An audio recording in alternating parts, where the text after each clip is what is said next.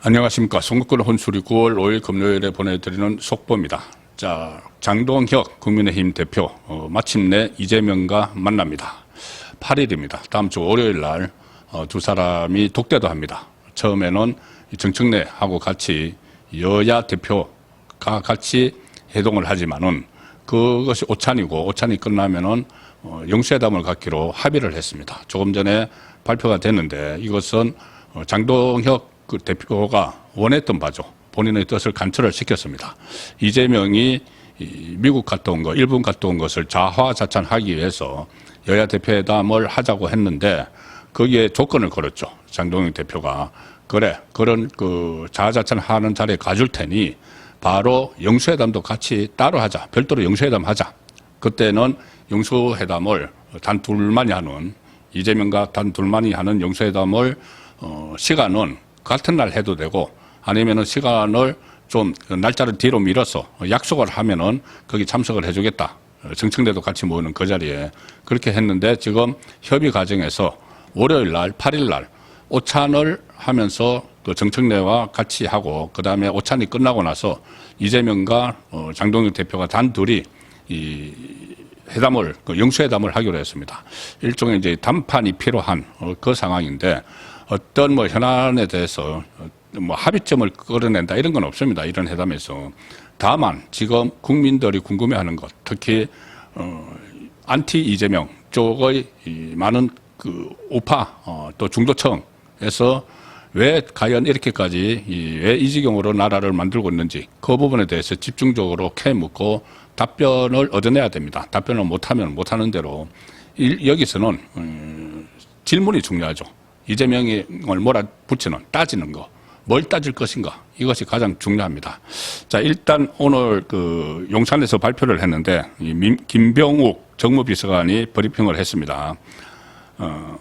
일단 8일에 여야 대표와 이재명이 같이 오찬을 한다. 여야 대표는 이제 교섭단체니까는 조국당이나 이준석 당은 끼지 않고 교섭단체를 가지고 있는 두 당, 국민의힘 장동혁, 민주당 정청래 이렇게 그 오찬을 합니다. 8일 날 점심을 같이 합니다. 여기는 각 당 대변인 그리고 비서실장도 참석을 하고 용산에서는 강훈식 비서실장, 우상호 정무수석이 같이 한다. 자, 그래서 여러 사람이 하는 이 자리에서는 일단 뭐 이야기를 들어주면 됩니다. 이재명이 자화자찬을 할 테니까. 다만 여기서 하나 분명히 짚어야 될 문제도 있습니다. 뭐냐 하면은 정청래 문제입니다. 정청래가 계속 국민의힘과 대화하지 않겠다, 악수도 하지 않겠다. 나는 사람과만 뭐 악수한다.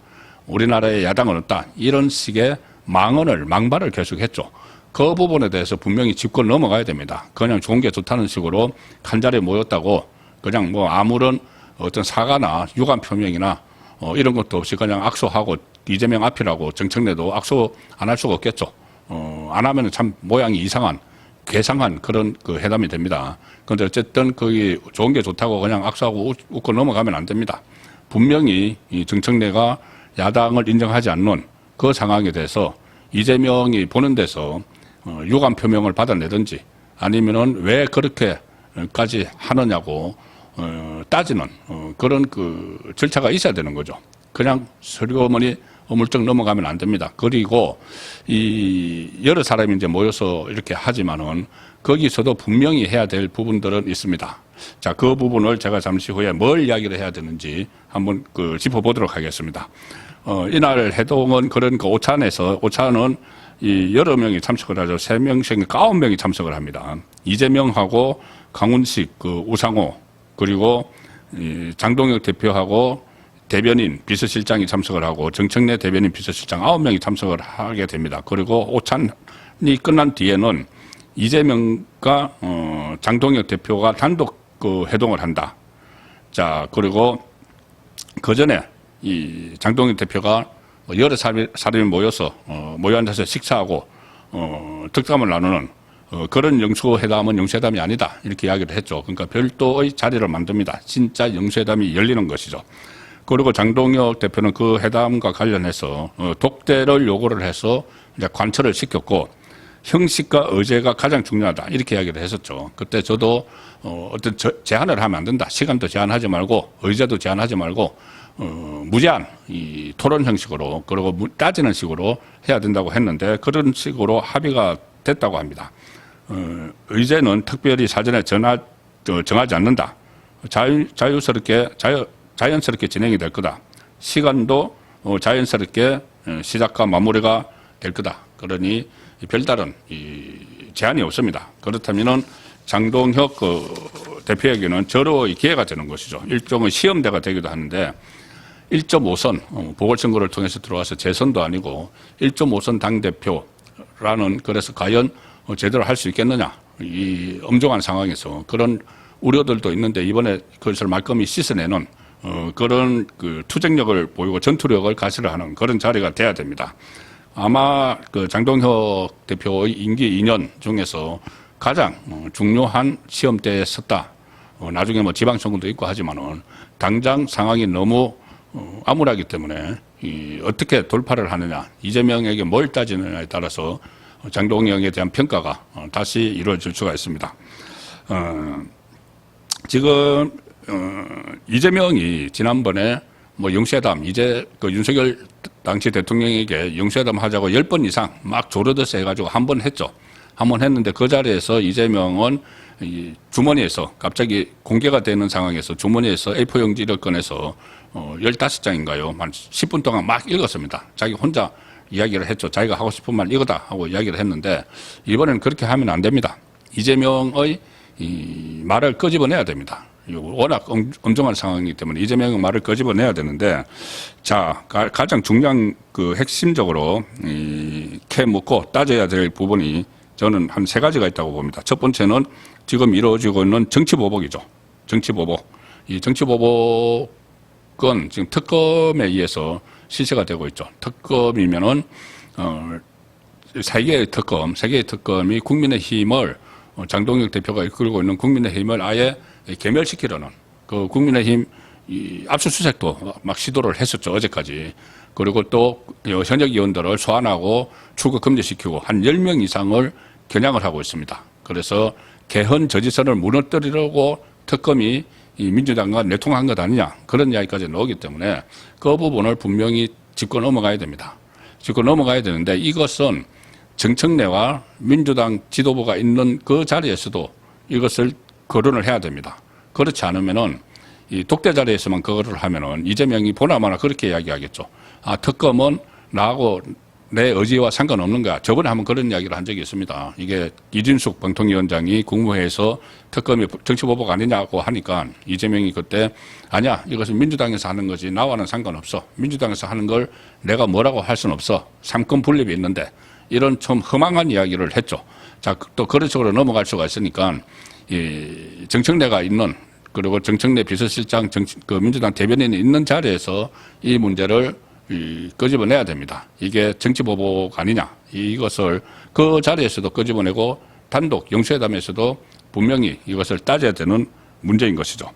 그리고 이것도 정청래가 있는 그 자리에서 거론을 해야 됩니다. 뭐냐면은 지금 법안들 막 무더기로 통과시키고 있는 것, 양곡법, 뭐 노란봉투법, 이 방송법, 상법 이런 국가 재정에 부담을 주는 그리고 정체성을 흔들 수 있는 우파 진영에서 쌓아온 정체성을 흔들 수 있는 자 그런 법안들에 대한 이 입장도 따져 물어야 됩니다. 이것은 또 그 국회 문제니까 이 정청래가 있는 자리에서도 이 문제를 거론을 해야 되고 영수회담, 단독회담에서도 분명히 따져서 어떤 그 말을 끄집어내야 되는 거죠. 답변을 끄집어내야 되는 거죠.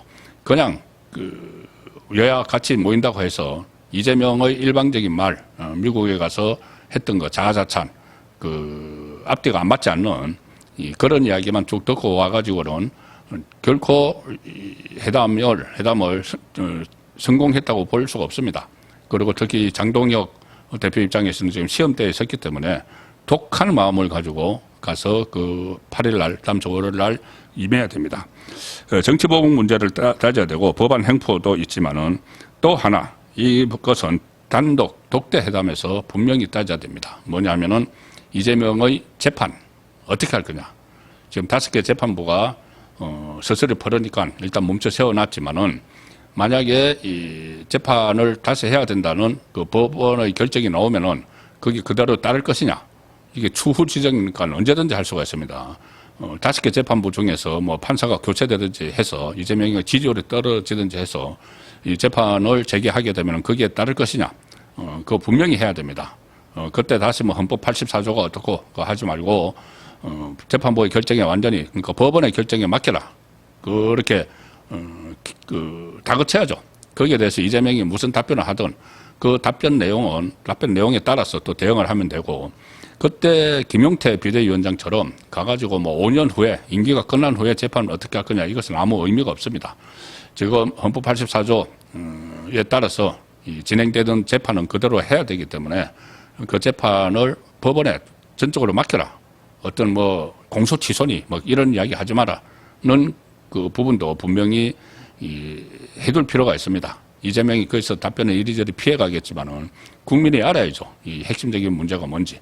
그래서 이 정치보복 그리고 이 법안 무더기 처리 윤석열 정부에서 거부권 행사했던 것을 중심으로 다 통과시켜서 법제화 만들어버렸죠. 자, 그리고 재판 문제를 분명히 이번 기회에 따지고 넘어가야 된다. 그리고 이 8일 날이죠. 8일 날 여기서 어떻게 할 거냐 할지에 따라서 또 그리고 그 전에 이 재판 속행도 있지만은 정인 신청을 지금 해놨죠. 이재명에 대한 정인 신청. 이재명의 경기도지사 시절 비서실장이 이 법인카드 유용 사건에서 이재명이 이제 그 재판에서 이재명만 빠져나가니까 그러면은 이게 재판이 안 된다. 주범격인데. 그래서 이재명을 정인 신청을 지금 했습니다. 그러면은 아직 법원이 결정을 안 했지만 정인 신청 받아들일 거냐, 가서 정인이라도 할 거냐 이 문제도 따져야 됩니다. 자, 그래서 이런 어떻게 보면은 장동혁 대표가 얼마나 이런 문제를 캐고 따지고 또 규탄을 하고 그런 상황을 보일지에 따라서 이게 공교롭게도 이제 8일 날 이 기자회견이 있죠. 그런데 사흘 후에 11일 날 이재명이 취임 100일 됐다고 기자회견을 합니다. 그래서 그 기자회견에서도 이 장 대표가 이렇게 거론한 이 하도로 제시한 이재명과 관련된 여러 가지 문제들 지금 말씀드린 3가지 외에도 상당히 많이 있죠. 따질 것들이 그런 문제를 이슈로 만들어서 핵심 정치권의 쟁점으로 아예 만드는 그런 자세로 지금 회담에 임해야 됩니다. 그러면은 기자회견에서도 언론사 기자들이 그 부분을 질문을 하지 않을 수가 없겠죠. 지난번 기자회견 때는 민감한 문제들은 전부 다 그냥 기자들도 질문도 안 하고 그냥 다 지나가 버렸는데 한심하게. 그런데 이번에는 이것을 장동혁 대표가 화두로 던져서 이 핵심 이슈가 되면은 사흘 후에 열리는 기자회견에서도 이게 그대로 흐름이 이어지는 그런 상황을 만들어야 된다고 봅니다. 오늘 저녁 8시 라이브 선거권의 정치 쇼 시간에 다시 점검을 하도록 하겠습니다. 감사합니다.